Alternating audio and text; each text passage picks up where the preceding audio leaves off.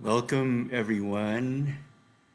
My name is Alan Chuck, and this is the second episode of what I hope will be a long running series of practical self healing for your soul, heart, mind, and body. And if you look at the title of this stream, that's what SHM and B stand for: soul, heart, mind, and body. And I'm honored to be one of the master healers and teachers serving from the Master Sha Tao Center, the Tao Healing Center in Toronto, Canada. And I'm happy that all of you are joining this Facebook group and liking this Facebook group, liking the Master Sha Tao Center, and more. So last week in my first episode, I called that my teacher. And I spoke about my teacher, how he is a highly accomplished individual in many, many areas of healing and of spirituality. He is a Tai Chi Grandmaster, a Qigong Grandmaster. He was named Qigong Master of the Year in 2002 at the Fourth World Congress on Qigong. He's a doctor of Western medicine. He's a doctor of traditional Chinese medicine. He is a Kung Fu master.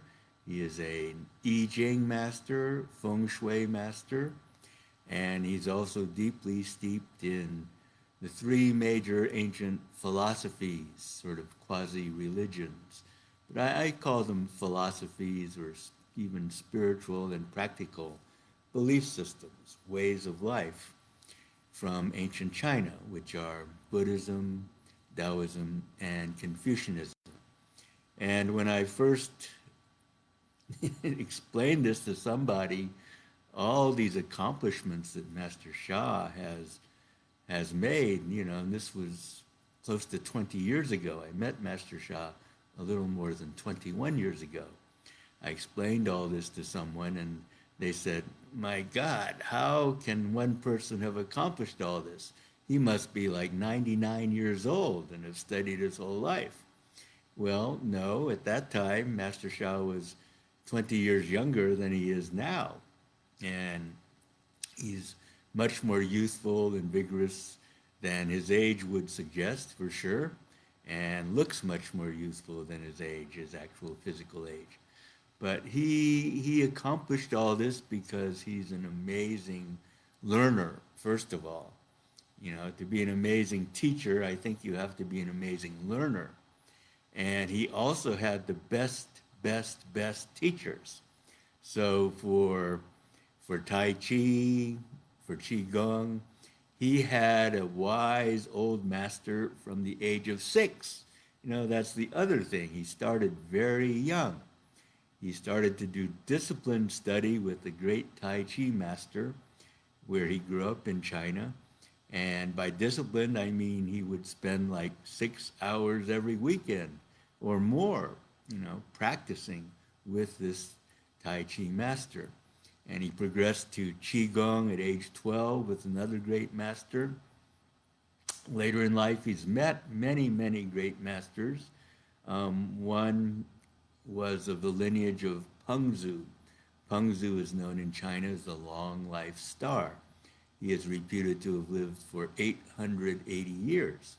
And he met this master at the same conference where he was named Qigong Master of the Year. And instantly, without speaking a word, they recognized each other through their spiritual channels, through their third eyes, through their spiritual communication. They recognized each other as great masters. And pretty much on the spot, Professor Liu, who was the 372nd lineage holder, 372 generations, can you imagine that, of a lineage from ancient China, of a great master who lived for 880 years. So this 372nd lineage holder, pretty much on the spot, made Master Sha the 373rd generation lineage holder. In terms of Buddhism, Taoism, Confucianism, he's met many, many great teachers, many great Buddhist teachers, Buddhist monks of the highest level, and he studied with them. Taoist masters, same thing. When I was with Master Sha in China in 2005 and 2006, I met this very humble Taoist master who lived a very humble life, you know, very unassuming in appearance. You would never guess that this man had anything different about him than an everyday ordinary human being. But when I was able to sit in on some of the sessions that he and Master Sha had together, I mean, I didn't know, he only spoke Chinese, and I didn't know, even less Chinese than I know now, which is very little. But when Master Sha just drew these amazing diagrams and pictures, when his teacher drew them, and when he did explain a little bit to me, it was just, wow, I was just blown away. This was like wisdom that I don't think has been written in any books. And Master Sha studied with all these great masters. In Feng Shui, for example, I met his Feng Shui master also in 2000. And he came from China to speak at a big conference and stopped by to visit with Master Sha in San Francisco at the time, where I grew up, my hometown, where I met Master Sha. And this Feng Shui master, another Professor Liu, the Pengzu master is named Professor Liu Dehua. Liu is the family name. They usually give that first in Chinese tradition. And then Dehua was his given name. Master Sha's Feng Shui master is another Professor Liu. This one is Liu Dajun. And he was like the top academic Feng Shui master. He wrote lots of like research papers, academic papers, books. He had a very prestigious professorship at Shandong University. I think Shandong is a city in China, in northern China. And he was so renowned that he had clients like this. Like one of his clients was one of the big Japanese car companies. And they wanted him to consult on how to set up their offices or how to set up their manufacturing plants for good feng shui. So Professor Liu flew from China to Japan.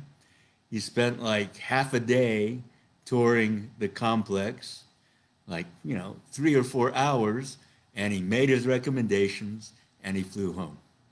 And as payment, as remuneration, the Japanese car company gave Professor Liu their like most expensive, most exotic car, which in today's terms would definitely be like a 6-figure car, $100,000 or more car.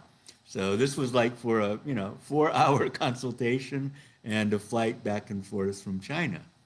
So these are the kinds of people that Master Sha has been blessed to meet in his life. He has good relationship karma, teacher karma, because he's able to make these connections, and connections are so important in Chinese culture. Personal connections are really important. I don't know too much about it, but I know that a lot of Chinese culture, Chinese business in particular, for example, is based on personal relationships. You have a somewhat personal relationship with like even your boss, your colleagues. Like you might call your colleagues like brother or sister out of like respect and sort of affection at the same time. And your boss could be like a father figure or even a mother figure. More and more females, of course, women are breaking through in China as all over the world, thankfully. And so these are the kinds of people that Master Sha met and learned from. And for healing, his master was Master Guo, Doctor and Master Guo Zhiqian, Zhiqian Guo. And Master Guo was like one of the biggest Qigong masters in China. He literally had 2 or 3 million followers in China. He would bring 20,000 people at a time to his events in his clinic near, again, in northern China, about a 3 or 4 hour drive from Beijing. And he also was a highly, highly spiritually connected being. And, many of Master Sha's teachers, the masters he has met, not only have great, like, physical knowledge, physical wisdom, technical expertise, you could say, and more, but they were also deeply connected spiritually, I think. Many of them very clearly, like the Taoist master, the Buddhist masters that he has learned from, studied with, but even like his feng shui master, his qigong master, all of them are very deeply connected spiritually, and that's how they get a lot of their wisdom. That's how they gain a lot of their power. And I've called this. Let me stick to Master Guo. Master Guo was like, what better teacher could you have than Master Guo for self-healing? Because basically all the methods that I will focus on, many of the methods I will focus on, come from Master Sha, come through Master Sha from Master Guo. So Master Guo is known as somebody in China who could cure the incurable. He created many, many healing miracles and was renowned for that in China. And he had special, like, techniques, special herb wisdom and techniques, and much more, but many, many self-healing techniques, which Master Sha learned from Master Guo, and he has passed on to humanity now. So these are the kind of people that Master Sha has been so blessed to learn from. But beyond that, he is also a high-level spiritual being, and he has learned so much. He has received so much from heaven also. So I've titled today's episode, the second episode, Ancient Self-Healing Wisdom and 21st Century Quantum Healing Technology. Okay. Now, ancient self-healing wisdom is basically using certain practical techniques. And they are, I made a little chart here. They are the first four here. Look above the dotted line, the first four here. This will be familiar to those of you who have studied with Master Sha or his teachers.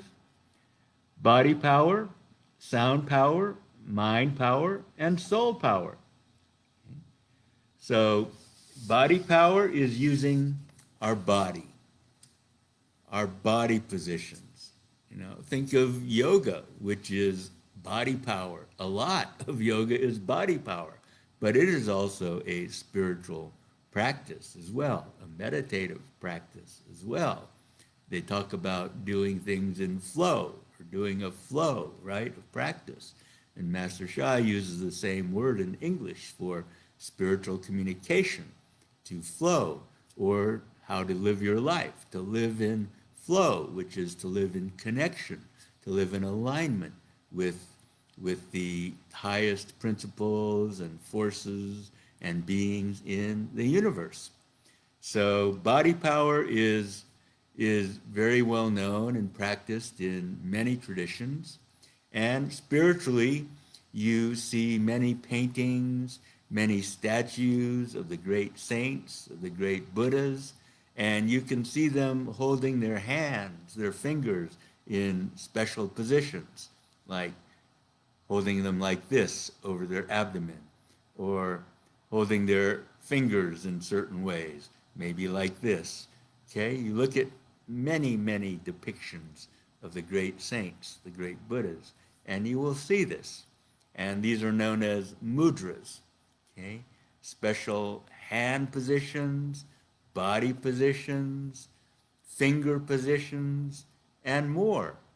You know, when you're sitting in a meditative position, the most powerful meditative position for sitting is one that's difficult for most people to do because it requires a lot of flexibility, a lot of openness in the hips and more, which is the full lotus position, right? To cross your legs and then fold your legs under the other and sit upright. Okay, that is something I cannot do. I cannot come close to doing. But boy, if you can do that, great. You have great flexibility. And it is a very powerful position for sitting meditation because it opens the core of your being, which is the lower abdomen. Okay, everything else, you know, once we met one yoga teacher who could actually do this lotus position like upside down. Okay, that was totally amazing. I saw this, and she could actually do this upside down, like standing on her head and doing the lotus position. Totally amazing. So if you can't do that, you can do a half lotus, you know, fold one leg under the other leg, one foot under the other leg, okay? Or you can just sit comfortably with your legs crossed naturally. That's about all I'm able to do. Okay, but for some, that's even uncomfortable. We don't have the flexibility to even do that and be comfortable. Of course, when you meditate, when you practice, you need to be comfortable. So you can sit in a chair, you know, very flexible. You can do just about all of the practices that I will share in this series by sitting in a chair. Okay, so body power is very well known. Now, next one is sound power. Sound power, you are familiar with sound healers, for example. These vibratory crystal bowls or big gongs or even musical instruments, right? Because music, there's an old saying, right? Music hath charms to soothe the savage breast. Okay, so if you're like upset or something, you're angry or something, a nice calming piece of music can calm you down. Okay, it can heal. Okay, it can balance. It can quiet the mind, quiet all the negativity in the mind, in the heart. So sound and its vibration. And we are vibration. Everyone and everything, according to quantum physics, is a vibratory field. And even solid matter to us, you know, knocking on this desk, it is a vibratory field, okay? And so music can heal because of the vibrations effects on the vibrations, okay? Vibrations can resonate with each other and move in harmony, move and be synchronized, or they can clash with each other and create more disharmony, okay? More distinction and separation. But sound power is also to sing like devotional songs. You know, how many of you have gone to church or a temple or a mosque, okay? And you have sung devotional songs, chants.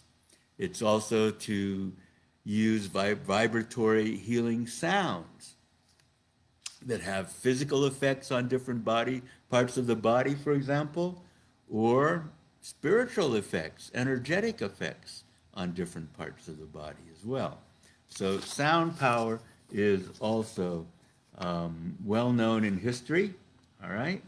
And it is used in everything that I will share with you in this series. So Master Sha in ancient China, these were all known.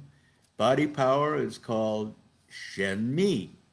Shen means body, this Shen, and Mi means secret. So body power is a body secret. But it's not really a big secret, you know, it's very well known. But Master Guo created a special form of body power called one hand near, one hand far, which is very powerful. So Master Guo himself created some neo-healing techniques, some neo-healing technology in the 20th century. And with Master Sha, we are going to learn some quantum healing techniques, get some quantum healing technology for the 21st century. So sound power is called, in ancient China, ko mi. Ko means mouth, okay? And so this is to use your mouth to make sound. Very simple. But you can also do this silently, as you will learn. So what I'm doing today is trying to give you an overview of some of the ancient soul healing wisdom, and I'll get to the 21st century quantum healing technology.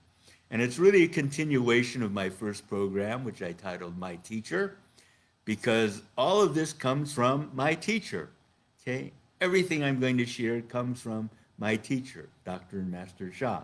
So I'm going to continue this next time because I'm coming up against my self-imposed limit to keep this, no more than a half hour, but even less if possible. But next time I will finish talking about this entire little chart that I made up, as well as more of the underlying principles that we will apply, the wisdom, the ancient self-healing wisdom that we will apply to self-heal all kinds of different conditions, all right? And as well, the 21st century quantum healing technology that Master Sha has brought to us. And there are many aspects to that too, and I will bring that in more and more in the course of all the future programs. So I think I will stop here today, and I thank you for joining me, and I will thank you everyone. I see you posted. Thank you for your loving greetings, your warm greetings, and I will conclude this, I think, next week, and then after that, I'll get right into self-healing for specific conditions. So thank you, everyone. Happy Monday to everyone. Have a beautiful rest of the week. And today, May 3rd, Master Sha will start a regular Facebook Live program on the Dr. and Master Sha Facebook page. This will happen in a little more than 4 hours, starting at 3 p.m. Eastern Time, Toronto time, where I am. And don't miss that, okay? You don't want to miss that. And if you can't make it live, it will be recorded. I believe the recording will be available for some time. And this is the first of 3 new regular Facebook programs that Master Sha and 2 of his top teachers, 2 of his top grandmaster teachers and healers, Master David on Tuesday at the same time, and Master Francisco on Wednesday at the same time, if I'm not mistaken, 3 p.m. Eastern Time. So if you're on Dr. and Master Sha's mailing list, you should have all this information.